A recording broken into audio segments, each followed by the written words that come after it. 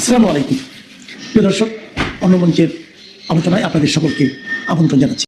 আজকে শেখ হাসিনা সম্পর্কে আপনাদের কিছু খবর দেব।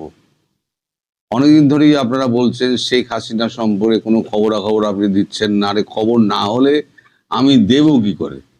একটা খবর হবে তবে তো আমি দেব, গাঁজাগুলি তো আর দিতে পারি না।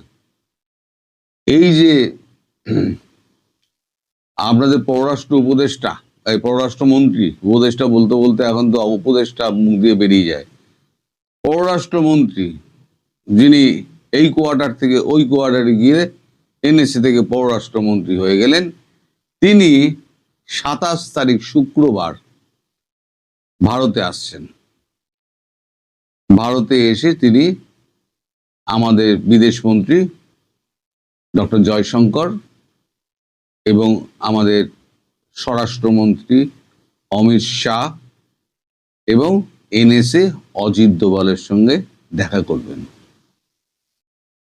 এখন চারিদিকে প্রশ্ন উঠছে এই দেখা করার বিষয়টা কি। দেখুন, তারেক রহমানের মন্ত্রিসভায় তিনি হচ্ছেন পররাষ্ট্রমন্ত্রী। এবার তারেক রহমানের অনুমতি ছাড়া তিনি তো ভারতবর্ষে আসবেন না।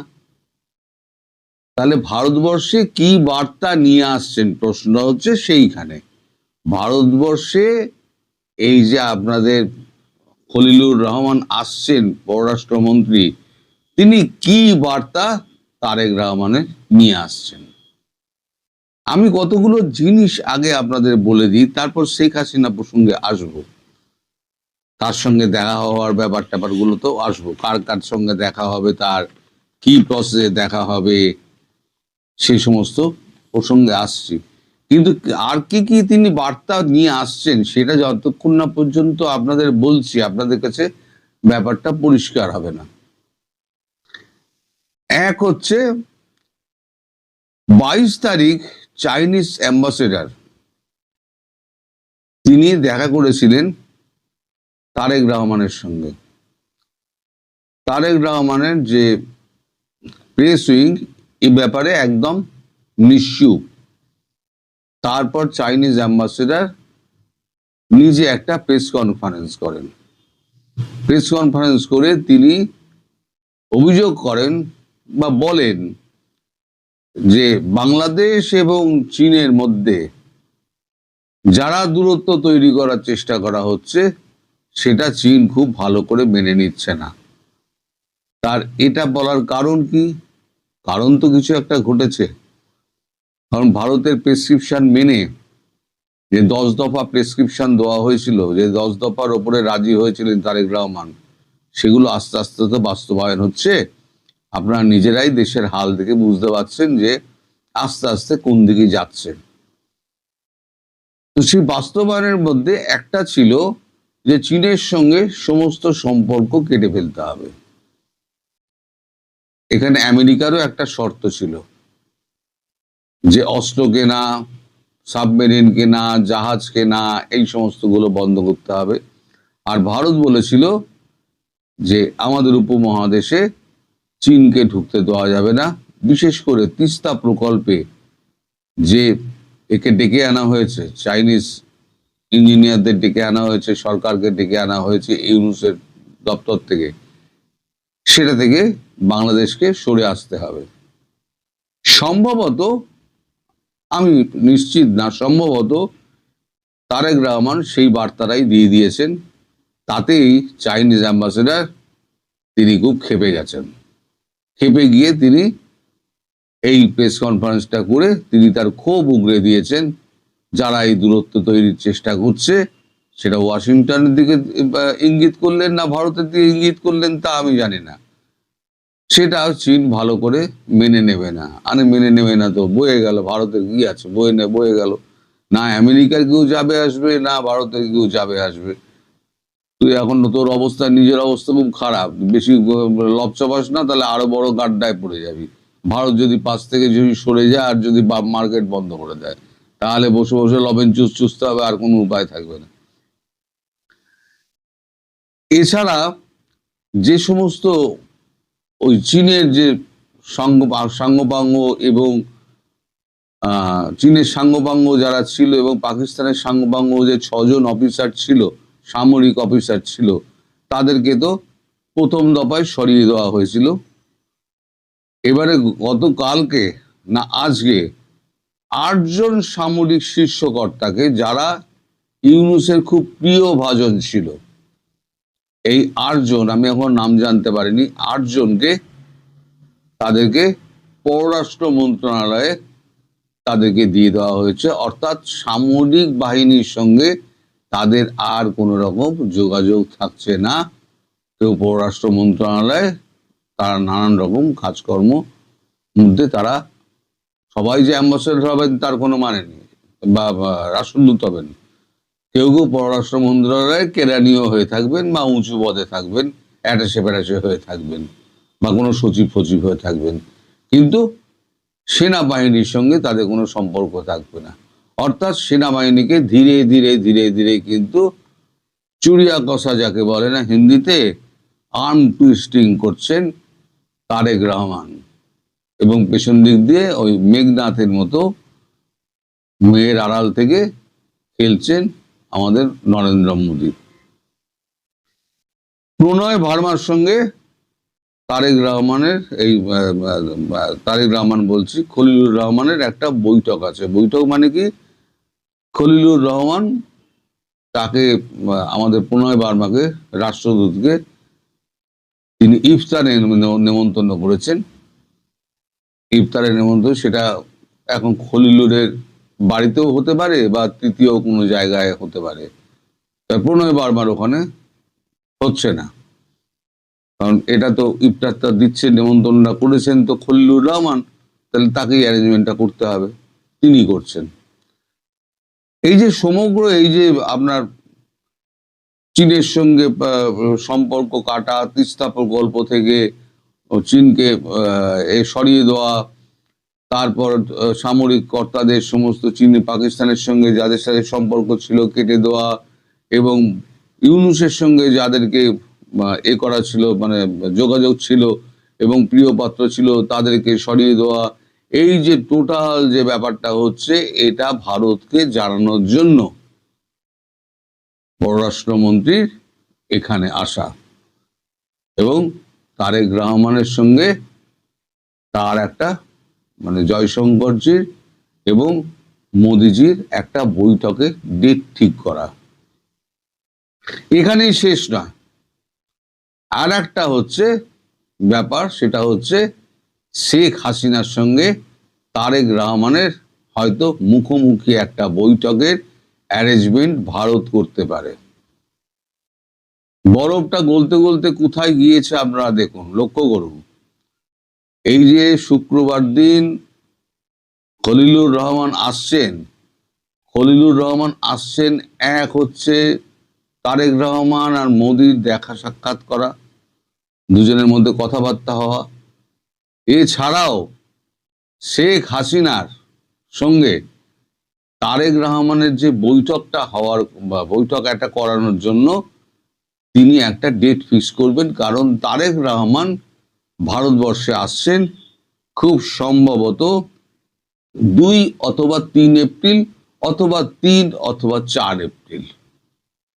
আমি আপনাদের গতকালই বলেছি খলিলুর রহমান, কালকে ডেট বলতে পারিনি, আজকে ডেটটা জেনেছি। খলিলুর রহমান এ মাসের শেষে, হয়তো সামনের মাসের প্রথমে হয়তো ভারতবর্ষে যাবেন।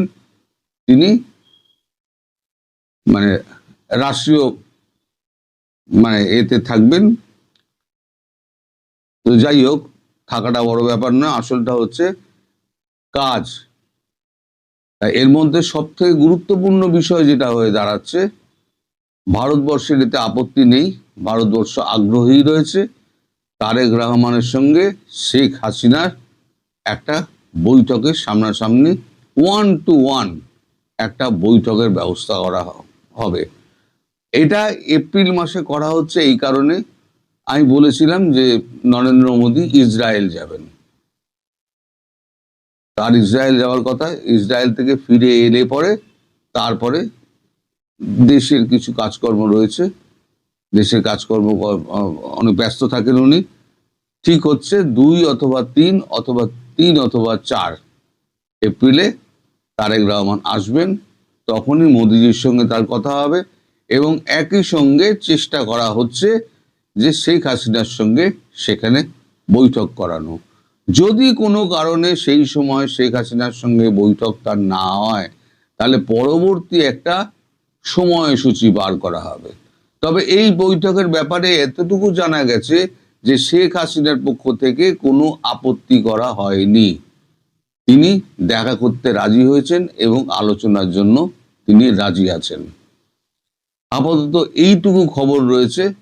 সুতরাং আপনারা বুঝতেই পারছেন যে বরফ ধীরে ধীরে গলছে এবং ইউনূসের আমলে দেশের যে অবস্থা ছিল, আজকে কিন্তু সেই অবস্থায় দেশ নেই। হ্যাঁ, কোনো কিছুই একেবারে দুম করে থেমে যাবে না। কিন্তু একটা ট্রেন চলার মতো, একটা গাড়ি ট্রেনে একদম ব্রেক মারলেন বা গাড়িতে ব্রেক মারলেন সঙ্গে সঙ্গে থেমে গেল, তা তো নয়। সেটা কখনো হতে পারে না। তো যাই হোক, এটা হচ্ছে একটা বড় ব্যাপার। আর দ্বিতীয় হচ্ছে, কালকে যে আমি প্রশ্নটা করেছিলাম যে কেন হঠাৎ এই এটা হলো মানে রাষ্ট্রপতির ভাষণটা হলো কেন? রাষ্ট্রপতির ভাষণটা হয়েছে ভারতের ইঙ্গিতে এবং তারেক রহমানের অনুমতিতে, এবং এটা বলে এটা সবাইকে একটা শিক্ষা দেওয়া, ভবিষ্যতে যদি কেউ এই ধরনের জিনিস করেন কোনো রাষ্ট্রপ্রধানের ক্ষেত্রে, তাহলে তার শাস্তি কি হতে পারে সেটা আমি রাত্রিবেলার ভিডিওতে, যেমন আমি এতে নোটিশে দিয়েছি, রাত্রিবেলার ভিডিওতে আমি আপনাদের ব্যাখ্যা করব এবং গলা জলে কতটা ডুবে রয়েছে আমাদের স্যার, সেটাও তখন জানতে পারবেন এবং ভবিষ্যতে তার কি হাল হবে। আমি বরাবর বলে আসছি একটাই কথা, আপনারা সব থেকে বড় সাক্ষী। আপনারা বলেন তো আমার কোনো কথা মেলে না, যে উনি শেষ দিনটা ওনার খুব করুণ যাবে এবং ওই আইসিটিতে ওনার বিচার হবে।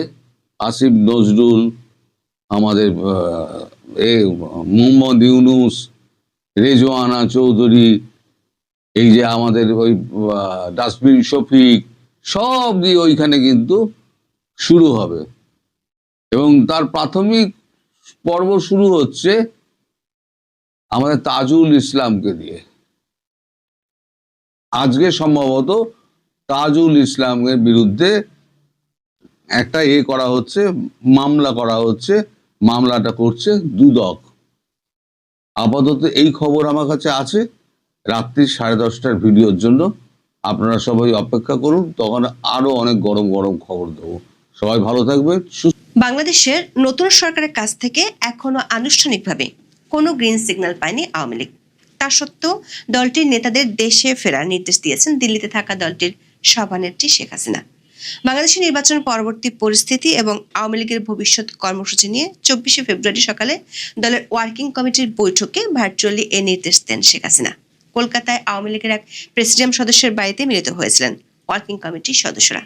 বৈঠকে আওয়ামী লীগের যেসব নেতা দেশে আছেন তাদের সক্রিয় হতে বলা হয়েছে, যাতে সামনের স্থানীয় সরকার নির্বাচনে অংশ নিতে পারে।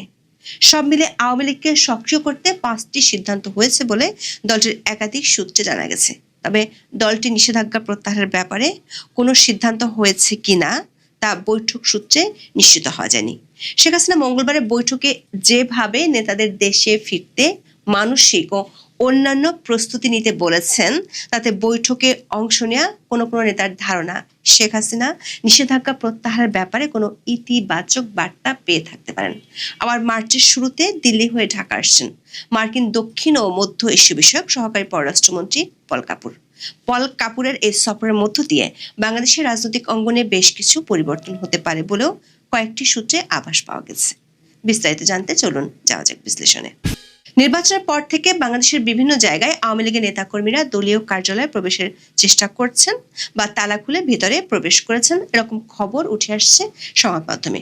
সবশেষ তথ্য অনুযায়ী কমপক্ষে 28টি জেলায় দলীয় কার্যালয় খোলা, জাতীয় পতাকা ও দলীয় পতাকা টাঙানো, বঙ্গবন্ধু ও শেখ হাসিনার ছবি টাঙানোর ঘটনা ঘটেছে। বিবিসি বাংলার এক খবরে বলা হয়েছে, দলের নির্দেশে নাকি ব্যক্তিগত উদ্যোগে তারা এ ধরনের তৎপরতা চালাচ্ছেন, নাকি এর পেছনে বিএনপি বা জামাত বা অন্য কারোর সঙ্গে কোনো সমঝোতা আছে, এসব প্রশ্ন সামনে আসছে। তবে কিছু জায়গায় কার্যালয় খোলার পরপর পাল্টা দখল ও হামলার ঘটনা ঘটেছে। এ ধরনের তৎপরতার পেছনে কারণ কি তা নিয়ে প্রশ্ন তৈরি হয়েছে অনেকের মধ্যে। বিএনপি নেতাদের কাছ থেকেও এ নিয়ে প্রতিক্রিয়া গণমাধ্যমে উঠে এসেছে। স্থানীয় সরকার মন্ত্রী ও বিএনপির মহাসচিব মির্জা ফখরুল ইসলাম আলমগীর বলেছেন, আওয়ামী লীগের নিষেধাজ্ঞা তোলার বিষয়টি আইনি প্রক্রিয়া হবে। আবার বিএনপির কোনো কোনো নেতার কাছ থেকে ইতিবাচক মন্তব্য পাওয়া গেছে। বিএনপির স্থায়ী কমিটির সদস্য আব্দুল মঈন খান বলেছেন, বিএনপি একটি উদার নৈতিক রাজনৈতিক দল, তারা সবাইকে নিয়ে রাজনীতি করে। বিএনপি প্রতিহিংসার রাজনীতিতে বিশ্বাস করে না, কারণ দলটি বহুদলীয় গণতন্ত্রে বিশ্বাসী। এমন পরিস্থিতিতে 24শে ফেব্রুয়ারি সকালে দলের ওয়ার্কিং কমিটির সাথে বৈঠক করেন শেখ হাসিনা। দিল্লি থেকে ভার্চুয়াল মাধ্যমে তিনি বৈঠকে যুক্ত হয়েছিলেন। কলকাতায় আওয়ামী লীগের এক প্রেসিডিয়াম সদস্যের বাড়িতে মিলিত হয়েছিলেন ওয়ার্কিং কমিটির সদস্যরা। সে বৈঠকে ভার্চুয়ালি বাংলাদেশে থাকা অনেক নেতাও যোগ দিয়েছিলেন বলে দলটির সূত্রে জানা গেছে। বৈঠকে উপস্থিত ছিলেন প্রেসিডিয়াম সদস্য জাহাঙ্গীর কবির নানক, মোফাজ্জল হোসেন চৌধুরী মায়া, যুগ্ম সাধারণ সম্পাদক বাহাউদ্দিন নাসিম, এস.এম. কামাল হোসেন, সুজিত রায় নন্দী, মির্জা আজম, মহিবুল হাসান চৌধুরী নফেল। শেখ হাসিনার সভাপতিত্বে অনুষ্ঠিত এই সভায় ওয়ার্কিং কমিটির সকল সদস্য ভাষণ দেন। বেশ কয়েকজন গুরুত্বপূর্ণ নেতা সভায় উপস্থিত ছিলেন, যারা ওয়ার্কিং কমিটির সদস্য না হলেও ভাষণ দিয়েছেন। বৈঠকে নেতারা দেশের পরিস্থিতি শেখ হাসিনার সামনে তুলে ধরেন। যে নেতা যে এলাকার দায়িত্বে আছেন তিনি সেখানকার পরিস্থিতি তুলে ধরেন। বৈঠকের একাধিক সূত্রে জানা গেছে, বেশ কয়েকটি গুরুত্বপূর্ণ নির্দেশনা শেখ হাসিনা দিয়েছেন। শেখ হাসিনা প্রথমবারের মতো ভারতে থাকা নেতাদের দেশে ফেরার প্রস্তুতি নিতে বলেছেন। আলোচনায় কয়েকজন নেতা আওয়ামী লীগের কার্যক্রমের উপর নিষেধাজ্ঞা বলবৎ থাকার প্রসঙ্গটি তুলে ধরেন। বিশেষ করে দেশে ফিরলে জেল ও জুলুম নির্যাতনের আশঙ্কার কথা বলেন। শেখ হাসিনা বৈঠকে দাবি করেন, আওয়ামী লীগের উপর যে নিষেধাজ্ঞা অন্তর্বর্তী সরকার নির্বাহী আদেশে জারি করেছে সেটি দুটি কারণে অবৈধ। প্রথমত, আইনে দলের কার্যক্রম নিষিদ্ধ করার বিধান ছিল না। অধ্যাদেশের মাধ্যমে যেভাবে নিষিদ্ধ করা হয়েছে সেটি বেআইনি। তার মতে আওয়ামী লীগ এমন কোনো অপরাধ করেনি যে কারণে সন্ত্রাস দমন আইনে তাদের কার্যক্রমের উপর নিষেধাজ্ঞা জারি করা যায়। দ্বিতীয়ত, আওয়ামী লীগ সভানেত্রী মনে করেন মোহাম্মদ ইউনূসের অন্তর্বর্তী সরকার ছিল অবৈধ সরকার। সেই সরকার নির্দেশ কখনোই বৈধ হতে পারে না। এরপরই শেখ হাসিনা বিএনপি সরকারের নাম না করে বলেন, আশা করব বর্তমান সরকার এই অবৈধ নিষেধাজ্ঞা প্রত্যাহার করবে। যদি না করে তখন আওয়ামী লীগ তার মতো করে সিদ্ধান্ত নেবে এবং কর্মসূচি ঘোষণা করবে। তবে শেখ হাসিনা মঙ্গলবারের বৈঠকে যেভাবে নেতাদের দেশে ফিরতে মানসিক ও অন্যান্য প্রস্তুতি নিতে বলেছেন, তাতে কোনো কোনো নেতার ধারণা নিষেধাজ্ঞা প্রত্যাহারের ব্যাপারে কোনো ইতিবাচক বার্তা পেয়ে থাকতে পারেন।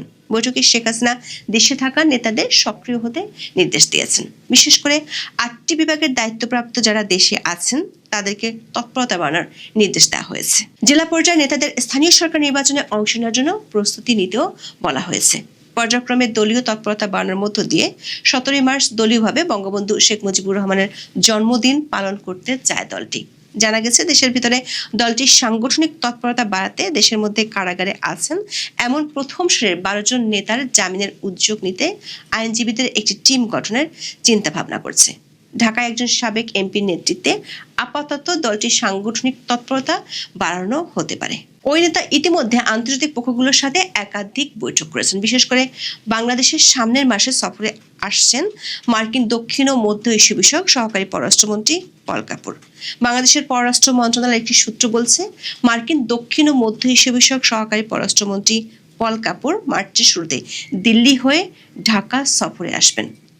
23শে ফেব্রুয়ারি পররাষ্ট্রমন্ত্রী খলিলুর রহমানের সাথে সাক্ষাৎ করেছিলেন ঢাকা নিযুক্ত যুক্তরাষ্ট্রের রাষ্ট্রদূত ব্রেন্ট ক্রিস্টেনসেন। এ সময় মার্কিন রাষ্ট্রদূত বিষয়টি খলিলুর রহমানকে জানিয়েছেন। জানা গেছে, মার্কিন আদালতের রায়ের পর শুল্ক ও বাণিজ্যের ইস্যুটি বেশ জটিল হয়ে গেছে। তবে পল কাপুরের এই সফরের উদ্দেশ্য বাণিজ্য নয়, বরং আঞ্চলিক স্থিতিশীলতা ও ভারতের সাথে বাংলাদেশের সম্পর্ক, বাংলাদেশের সাথে আকসা ও জিসুমিয়া এই দুটি অস্ত্র চুক্তির অগ্রগতি এবং বাংলাদেশের অভ্যন্তরীণ রাজনীতিতে স্থিতিশীলতা।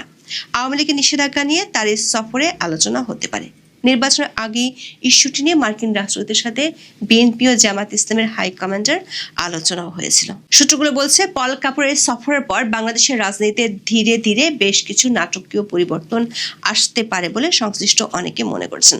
রাজনৈতিক স্থিতিশীলতার স্বার্থে বেশ কিছু সিদ্ধান্তের দিকে যেতে পারে সরকার। এদিকে আওয়ামী লীগের একাধিক সূত্র জানা গেছে, শেখ হাসিনার ছেলে সজীব ওয়াজেদ জয় নিয়মিত দলটির নেতাদের সাথে বৈঠক করছেন। সেসব বৈঠকে স্থানীয় সরকার নির্বাচনে আওয়ামী লীগের নেতারা কিভাবে এবং কোন প্রক্রিয়ায় অংশ নিতে পারে তা নিয়ে আলোচনা হয়েছে।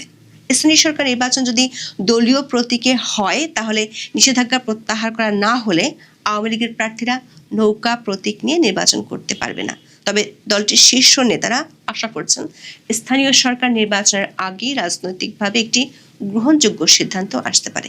কারণ জাতীয় সংসদ নির্বাচনের সময় যেভাবে আওয়ামী লীগের ভোটগুলো বিএনপির বাক্সে পড়েছিল, স্থানীয় সরকার নির্বাচনে সেটি নাও হতে পারে। সেক্ষেত্রে জামাত ও এনসিপি জোটের কাছে স্থানীয় সরকার নির্বাচনে ভরাডুবি ঘটতে পারে ক্ষমতাসীন বিএনপির। এখন এই পর্যন্ত। সবাই ভালো থাকুন, সুস্থ থাকুন।